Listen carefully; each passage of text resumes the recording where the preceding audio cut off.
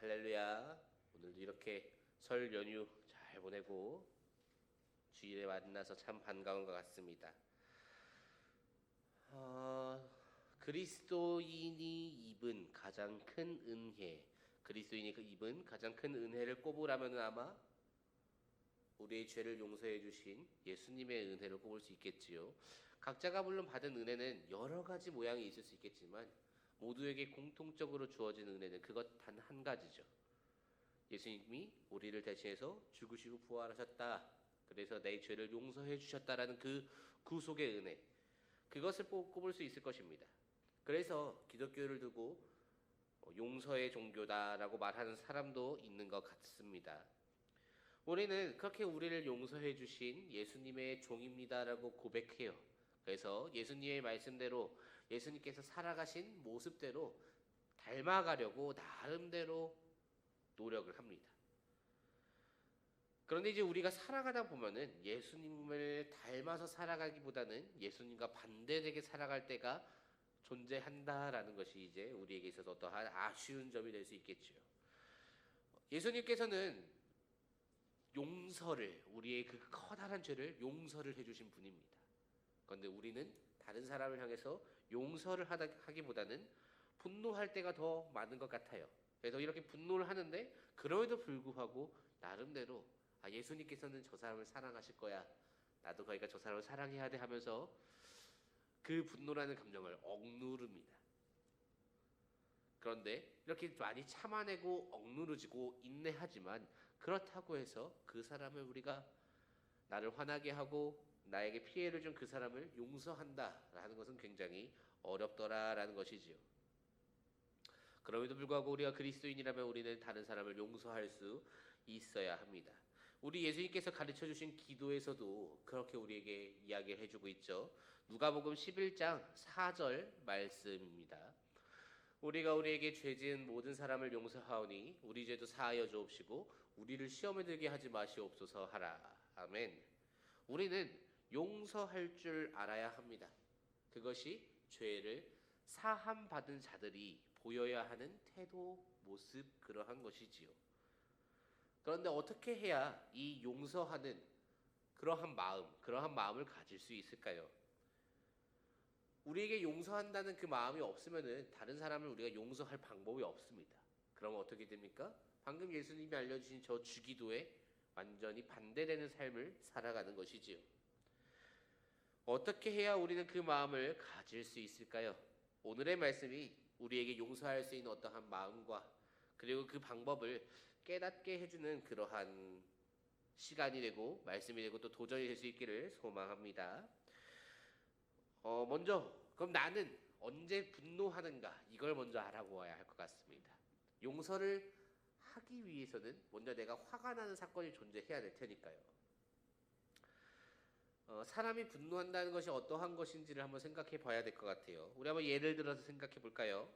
어떤 학생이 다른 학생과 다투었다고 합니다. 그래서 너무나도 화가 나서 그 학생의 책을 훔쳐서 버려버렸대요. 그래서 그 학생은 선생님께 혼이 났답니다. 어떻습니까? 분노가 드십니까?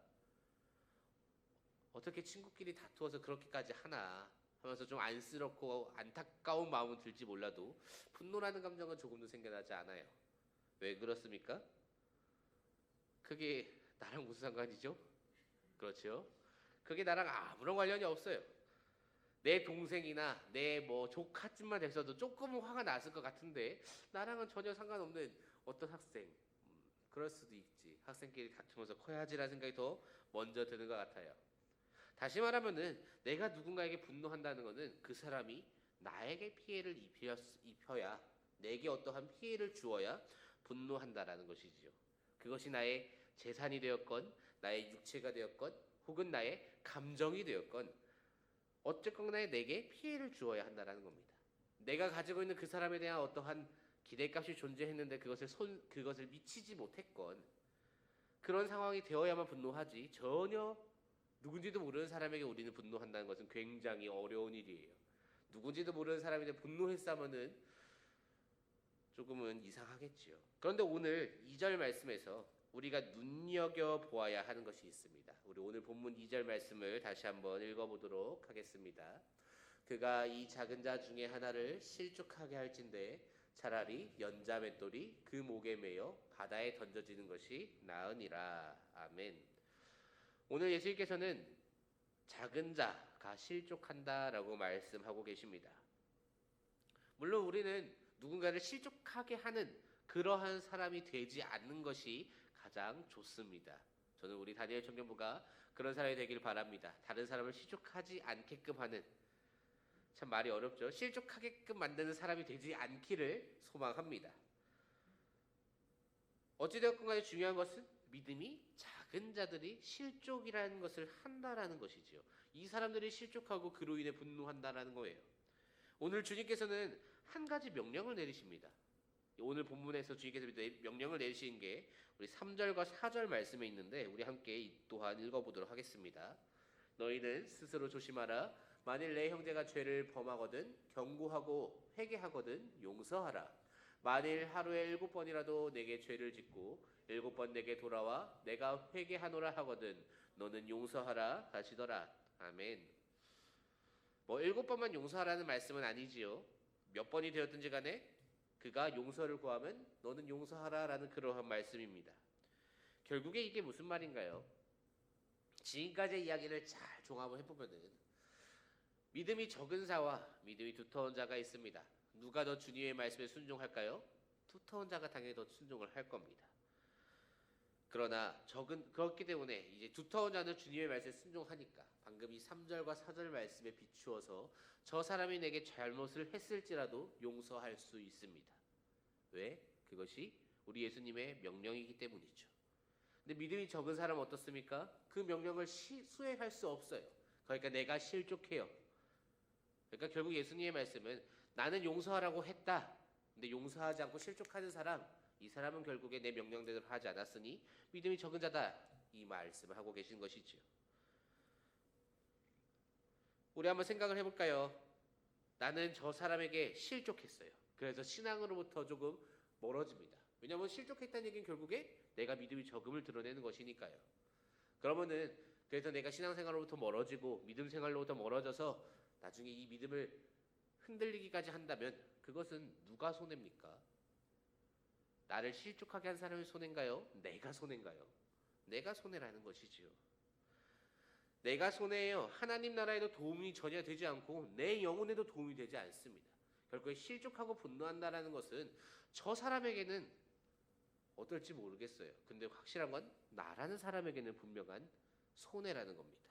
그럼에도 불구하고 용서하지 않는 것은 미련할 수 있겠지요. 그렇기 때문에 우리는 예수님의 그 말씀 이것에 비추어서 우리는 용서하는 그 마음을 가져야 한다라는 것이지요. 용서할 수 있는 그 마음을 갖기를 소망합니다. 내가 잘못했다면 용서를 구하는 그들을 용서할 수 있어야 합니다. 또한 동시에 내 죄 또한 용서를 구하러 나아갈 수 있어야 하겠지요. 그것이 믿는 자가 보여주는 모습, 보여주어야 하는 모습임을 잊지 말아야 합니다. 오늘 이 누가복음 17장에서 우리 한 가지 말씀을 더 살펴보면 좋을 것 같습니다. 우리 10절 말씀인데요. 우리 10절 말씀도 함께 읽어보도록 하겠습니다. 이와 같이 너희도 명령을 받은 것을 다 행한 후에 이르기를 우리는 무익한 종이라 우리가 하여야 할 일을 한 것뿐이라 할지니라. 아멘. 우리가 한 가지 기억해야 하는 사실이 있습니다. 우리의 정체성이지요. 우리는 누굽니까? 우리는 예수님의 종이라는 것이지요. 종이 뭐 하는 존재인가요? 종이 누구를 위한 사람인가요? 종은 주인을 위한 사람입니다. 국어사전의 정의를 따르면 종이란 남에게 얽매여서 그 명령에 따라 움직이는 사람을 뜻합니다. 다시 말하면 어떤 말인가요? 우리는 예수님의 말씀대로 행해야 한다라는 것이지요. 오늘 예수님께서 무엇을 말씀하셨습니까? 예수님께서는 용서하라라고 말씀하고 계십니다. 그리고 나서 우리는 종이다라고 말씀하세요. 예수님이 지금 굉장히 명확하게 명령하고 계신 것이죠. 무엇을 말씀하시는 겁니까? 너희가 진정 나의 종이라면 용서해라. 이것은 너희에게 선택지를 주는 게 아니라 그냥 내 명령이다라고 지금 예수님은 말씀하고 계신 겁니다. 우리의 의지랑은 아무런 관련이 없어요. 내가 정녕 예수님의 종이라고 고백하려면은 그러기 위해서는 용서를 해야 한다라는 것이지요. 아까 전에 믿음이 적은 자는 용서하지 못한다 하였습니다. 왜 그렇습니까? 그 사람은 자기가 예수님의 종이라는 그 신분을 자꾸만 망각해요. 내가 예수님의 종이기 때문에 그 명령대로 행해야 한다라는 그 사실을 잊어버립니다. 그래서 나의 감정, 나의 생각이 자꾸 앞서 나와요. 그러다 보니 어떻습니까? 내게 피해를 주면, 내가 상처를 입으면 그로 인해 내가 지금 기분이 나쁘다는 것을, 그로 인해 내가 실족하였다라는 것을 바로 드러냅니다. 예수님의 명령과는 아무런 관련 없는 삶을 드러내는 것이지요. 우리는 그것을 잊어버리면 안 됩니다. 나의 신분, 예수 그리스도의 종이라는 그 신분을 잊어버려서는 안 됩니다. 우리는 예수님의 종입니다. 여러분도 예수님의 종이에요. 그렇기 때문에 오늘 예수님의 이 명령, 용서하라는 그 명령을 반드시 수행하여야 한다라는 것이지요. 용서할 수 있는 까닭, 우리 안에 무엇이 있어서 할 수 있습니다. 뭐가 어째서 할 수 있습니다. 이전에 종이니까 해내야 한다라는 것이지요. 믿음이 큰 사람이 가지고 있는 자세는 결국에 내가 용서하고 그리고 나서 무엇을 하는 겁니까? 나 용서해줬어. 내가 너 용서해줬으니까 이렇게 의수대며 살라는 게 아니라 우리가 할 일을 했을 뿐이다라며 그냥 그렇게 말하라는 것이죠. 무익한 종이 되라는 것이지요. 그것이 우리가 보여야 하는 모습임을 누가복음에서 27장 말씀에서는 우리에게 말해주고 있습니다. 사랑하는 다니엘 청년부 여러분, 용서의 그 마음을 갖기를 원합니다. 사실 용서를 주제로 삼으려고 이 말씀을 이렇게 연구해 온 건 아니긴 한데요. 이 용서라는 이것은 어떠한 마음이 필요하고 어떠한 방법으로 해야 하는지를 생각을 하다가 이 용서란 결국에 그 사람, 그 대상을 바라볼 때 어떻게 생각하는 것이 진정한 용서인가? 우리는 여기까지도 바라볼 수 있어야 할 것 같습니다. 누군가가 저에게 실수하는 적이 있겠죠. 그건 제가 용서할 수 있을 겁니다. 이게 한 두세 번 반복되다 보면은 우리 어떻습니까? 그 사람을 보면은 제가 또 그러한 실수를 하지 않을까? 라는 생각을 하게 되겠지요. 그 순간 그것은 아직 내가 그 사람을 용서하지 않았다라는 겁니다. 흔히 앙금이라고 하죠. 그 앙금이 남는 한 우리는 용서한 것이 아닙니다. 그것은 묵혀둔 거죠. 내가 잠시 내 감정을 드러내는 것을 참았을 뿐이지 용서한 것이 아닙니다. 진정한 용서는 굉장히 어려워요. 참 용서를 위해서 진정한 용서라는 것은 내가 저 사람이 나에게 저지른 그 모든 죄, 그것을 아예 잊어버리는 것입니다. 우리가 예수님께 저지른 그 수많은 죄악들, 우리가 저질렀던 그 많은 죄들, 이거 하나님이 하나라도 기억하시면 얼마나 그 끔찍한 일이겠습니까? 하나님이 기억하지 않겠다고 약속하시는 것, 그냥 없는 일로 치겠다라고 선 긋고 다 지워버리시는 것, 그게 용서라는 거죠. 그게 예수님이 우리에게 죽으시면서까지 보여주신 참 용서입니다. 그리고 예수님께서 우리에게 용서해라라고 말씀하시는 그 용서는 똑같은 용서를 뜻합니다. 저 사람이 나에게 잘못한 거, 그걸 내가 기억해두고 잠시 넘어가는 게 아니라 완전히 잊어버리는 것. 우리는 그러한 용서를 할 수 없다는 게 문제지요. 어떻게 해야 이 용서를 할 수 있을까요? 고린도전서 13장 7절에 그러한 용서할 수 있는 방법이 나옵니다. 모든 것을 참으며 모든 것을 믿으며 모든 것을 바라며 모든 것을 견디느니라. 고린도전서 13장에는 사랑과 관련된 것을 이야기하는 사랑장이라는 그러한 성경입니다. 이 사랑에 관해 이야기할 때 나오는 구절 중에 하나가 저 7절 말씀인데요. 예수님께서 우리의 죄를 용서해 주실 수 있었던 가장 큰 까닭은 예수님께는 사랑이 있었기 때문입니다. 어떠한 사랑이에요?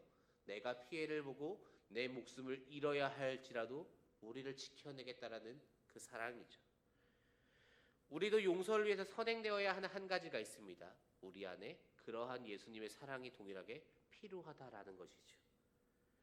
그 사랑은 근데 문제가 있다면 우리가 우리의 안에서 그 사랑을 만들어낼 수 있는 힘과 능력이 없다라는 것이죠. 결국에 이 사랑은 외부에서 채워져야 합니다. 어디로부터 채워져야 합니까? 하나님께서 우리에게 부어주셔야 한다라는 것이지요. 결국 오늘 말씀은 예수님께서 주님의 종의 모습, 용서하는 자가 되기 위해 우리에게 꼭 필요한 것, 그것은 사랑이라는 것을 지금 얘기하시는 겁니다. 서로 다투고 서로 약점을 물어뜯고 그렇게 살아가지 말고 이제 좀 서로 사랑하고 서로 보듬어주고 약한 점이 있으면은 메꾸어주고 그렇게 살아가라고 지금 예수님께서 제자들에게 그리고 우리에게 말씀하고 계신 것이지요. 서로 사랑하는 공동체, 우리 다니엘 청년부가 그러한 공동체가 되기를 소망합니다. 실수할 수 있겠지요. 이 사람이 내 마음에 들지 않을 수 있겠지요. 어떻게 해야 됩니까? 기억해 두는 게 아니라 그냥 잊으시길 바랍니다. 예수님께서는 여러분의 죄를 기억하지 않으세요. 우리의 죄를 기억하지 않습니다. 내가 어떠한 죄를 저지르면 예수님 입장에서 그것은 내가 처음으로 저지른 죄입니다. 그 정도 수준으로 우리 공동체를 사랑할 수 있기를 원합니다. 내 방식, 내 마음으로 살아가는 것이 아니라 우리 주님의 마음으로 사랑할 수 있기를 바랍니다. 우리 하나님께서 우리에게 부어주신 그 크신 사랑, 그 사랑에 흠뻑 젖어서 나를 용서하신 그 주님의 사랑을 묵상하며 다른 사람에게도 다른 사람이 내게 지은 죄, 그 다른 사람이 내게 어떠한 감정을 상하게 한 것들, 그 모든 것들 다 잊을 수 있기를, 용서할 수 있기를 소망합니다.